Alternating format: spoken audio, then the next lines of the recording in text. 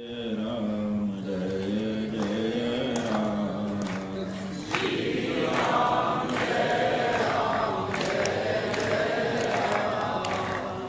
धर्म की अधर्म का प्राणियों में विश्व का गौ माता की गो हत्या।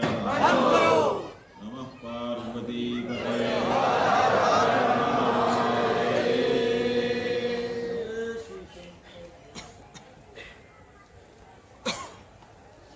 मंच पर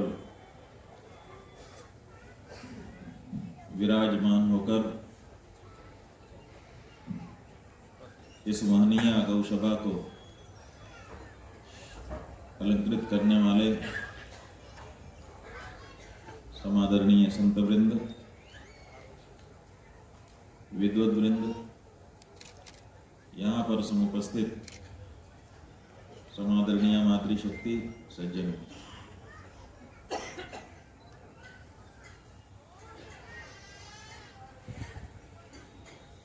आज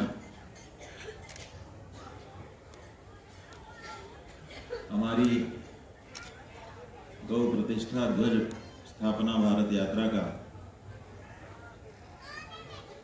ये अंतिम पड़ाव आया है और इस अंतिम पड़ाव में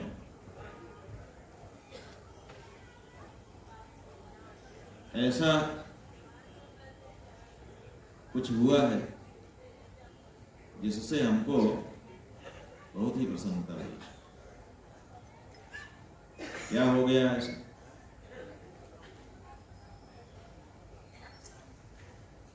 जिनके लिए हम चल रहे हैं वो गौ माता हमारे पास चल कर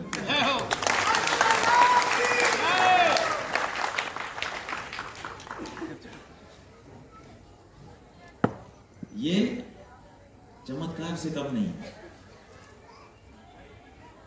और इतनी शांत, ऐसा स्नेहपूर्ण मुखमंडल आराम से आकर के बैठी हुई है।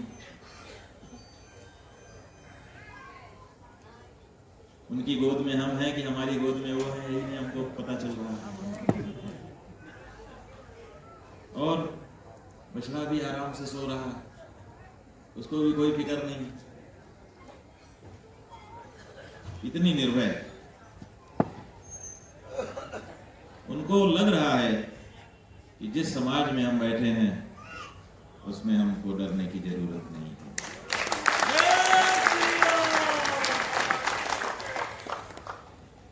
ये है भारत। ये जो आपने इस सभागार में बैठ करके वातावरण बनाया है, गौ माता निर्भय बैठ करके ये सिद्ध कर रही है कि आज अगर असली भारत कहीं है तो इस सभागार में। जैसे इस सभागार में ये गौ माता और इनका बछड़ा निर्भय होकर के विद्यमान है, उसी तरह से पूरे देश में ये जिस दिन निर्भय होकर के बैठ गए उस दिन भारत वही भारत फिर से हो जाएगा जिसके सामने पूरे विश्व का सिर सम्मान से झुकता है। गावः प्रतिष्ठा भूतानां गावः स्वस्त्येन महत्। आपका वेद, आपका पुराण पहले से ही इस बात को बता रहा है। गावः प्रतिष्ठा भूतानां, तुम्हारी प्रतिष्ठा यही है, तुम्हारी इज्जत है ये। इसका मतलब अगर गाय की इज्जत हुई तो तुम्हारी इज्जत है, और गाय बेइज्जत हुई तो तुम्हारी बेइज्जती है। इज्जत माने प्रतिष्ठा। आज आपकी प्रतिष्ठा समाप्त हो गई। आप 100 करोड़ हो लेकिन कुछ सुनवाई है तुम्हारी? आप लाखों संत महात्मा हो, कुछ सुनवाई है तुम्हारी? दिखावे के लिए आपको ऊंचे आसन पे बैठा दिया जाता है, लेकिन एक बात तुम्हारी मानी जा रही है? जो लोग तुमको आसन पे ऊंचे बैठाए हुए हैं वो भी तुम्हारी बात सुनने के लिए तैयार नहीं है। बस आशीर्वाद दे दो। अरे भैया, आशीर्वाद देने के लिए मन तो बने हमारा। हम तो आशीर्वाद देने के लिए ही हैं। और है हमारे पास क्या बताओ? हम संतों के पास, सन्यासियों के पास क्या है? खाने को है नहीं, तुम्हारा दिया खाते हैं। पहनने को है नहीं, तुम्हारा दिया पहनते हैं। चलने को है नहीं, तुम्हारे दिए वाहन पे चलते हैं। क्या है हमारे पास? अगर हमारे पास कुछ होता तो हम भी तुम्हारे जैसे होते।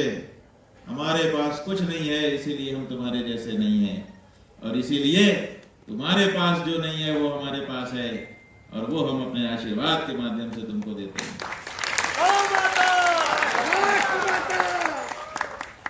लेकिन वो आशीर्वाद हमारे मन से निकले तो। हमारी माता गऊ है, उसके थन में दूध है, लेकिन जब तक बछड़ा सामने ना आ जाए, थन में मुंह ना मार दे, तब तक निकलता है क्या? शरीर में घुमड़ घुमड़ के रह जाता है, बाहर नहीं आता। और अगर कोई बछड़ा प्यार से आकर के हमको छू दे तो कभी कभी तो धोने की भी जरूरत नहीं पड़ती है, अपने आप धारा निकलने लग जाती है।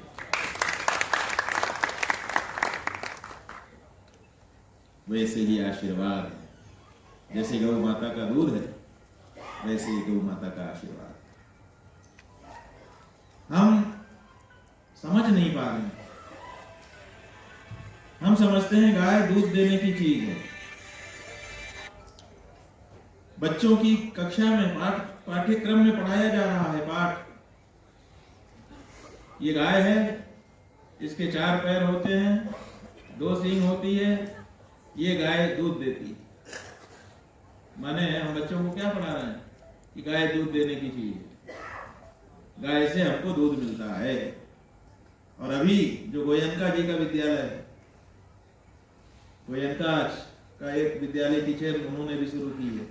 जैसे दिल्ली पब्लिक स्कूल की चेन है, ऐसे गोयनका की भी चेन शुरू हो गई। उन्होंने कक्षा 2 की जो पाठ्य पुस्तक बनाई, उसमें अंग्रेजी में एक पाठ बना दिया कक्षा 2 के बच्चों को पढ़ाने के लिए।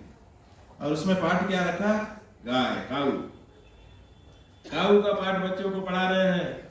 काऊ इज एन एनिमल, एक पशु है, इसके 4 पैर होते हैं, इसके 2 सींग होते हैं, ये दूध देती है और इसका मांस खाया जाता है।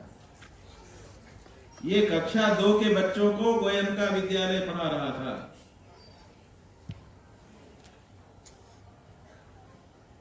हम लोगों ने आपत्ति की, तब ये एक लाइन हटाई गई कि इसका मांस खाया जाता है। कहां खाया जाता है? भारत में? भारत में गाय का मांस कभी नहीं खाया। भारत में गाय को कभी नहीं मारा गया। भारत में गाय को मारने वाले को मार देने का विधान किया गया है।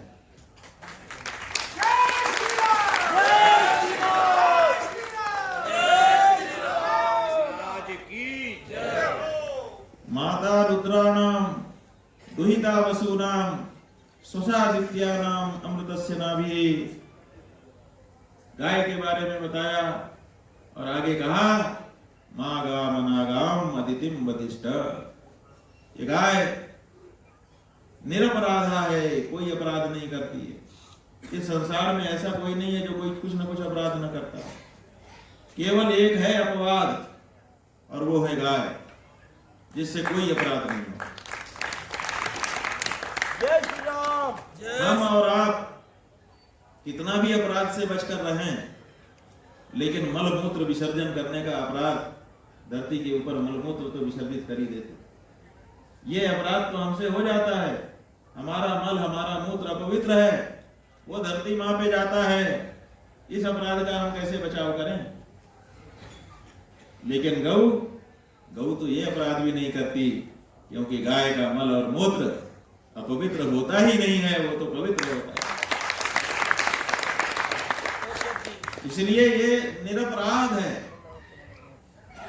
सर्वथा अपराध विहीन है, और जो अपराध नहीं करता उसके लिए दंड का विधान ही नहीं है।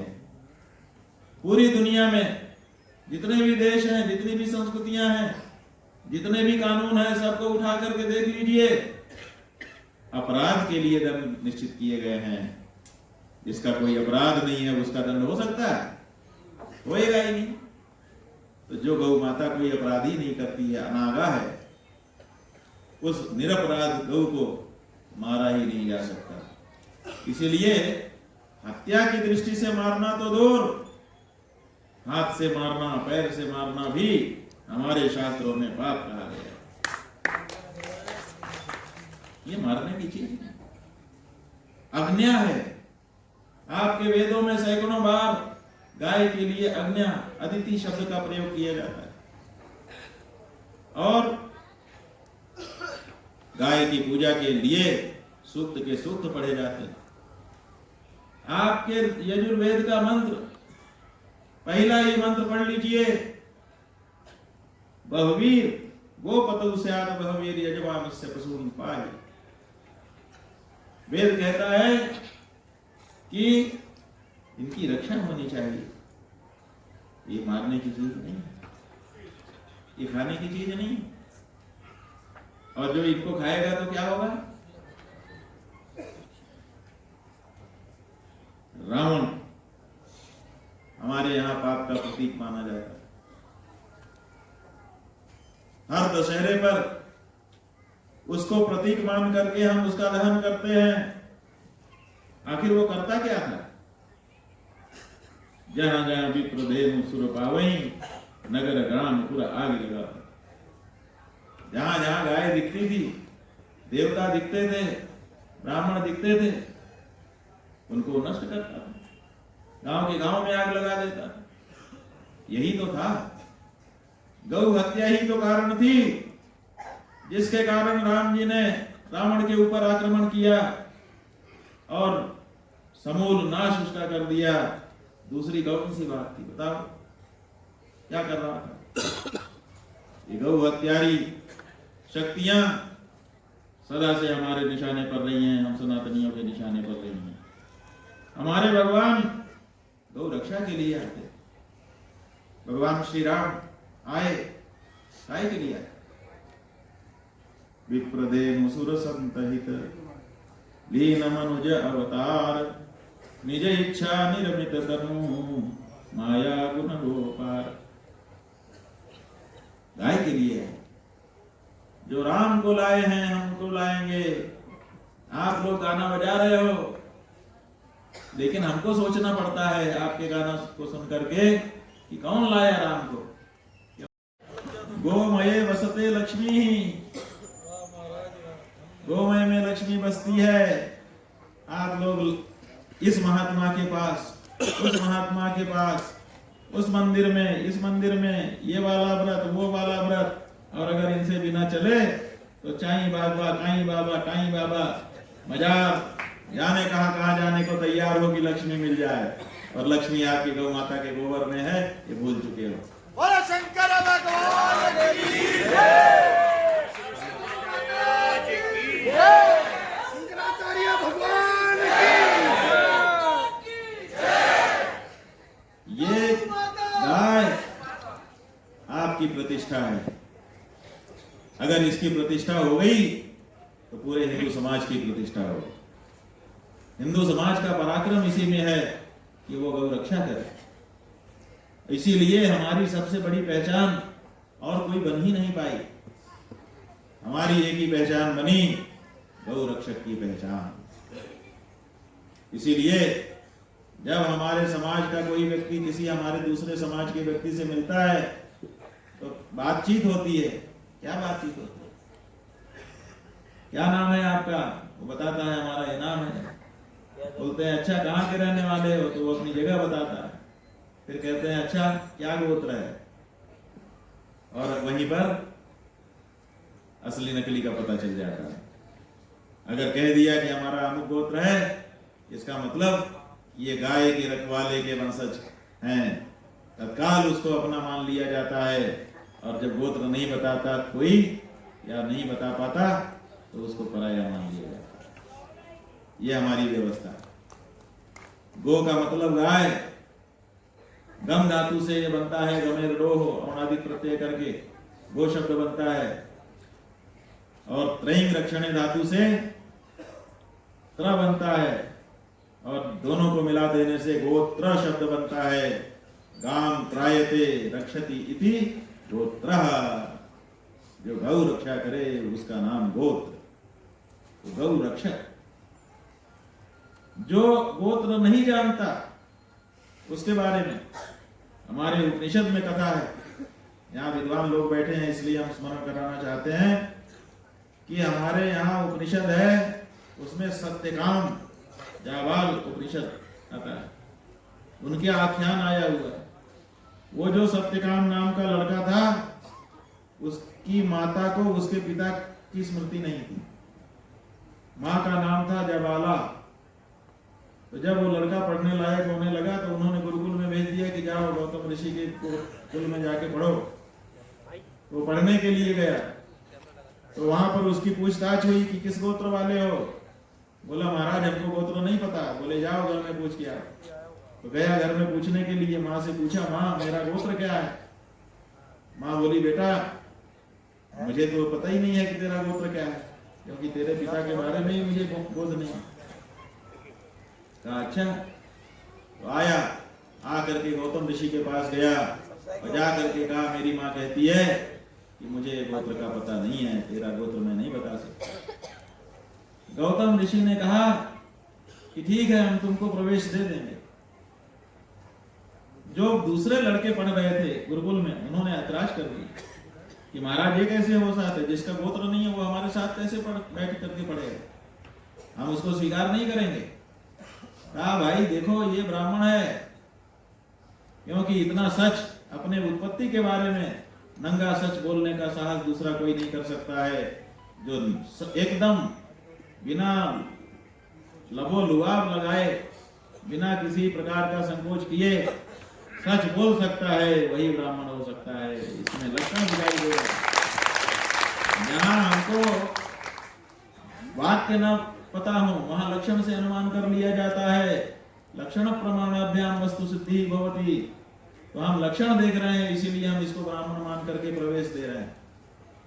तो वैसे तो विद्यार्थी चुप हो गए, प्रवेश हो गए, लेकिन जब दूसरे दिन सवेरे पढ़ने का समय आया तो विद्यार्थियों ने उसको अलग बैठा दिया कि तुम अलग बैठे, तुम्हारा गोत्र पता नहीं।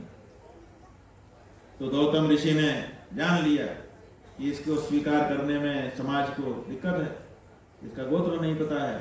तो उन्होंने कहा बेटा चलो गौशाला देखने चलते हैं। सब लोग गौशाला गए। हजारों गायें थी गौतम ऋषि के गुरुकुल में। उनमें से कौन कौन दुर्बल गायें हैं, कौन कौन बीमार गायें हैं, उनको जरा छांटो। तो सब लोगों ने मिलकर के छांट दी। 300 गायें दुबली पतली और बूढ़ी हो चुकी थी।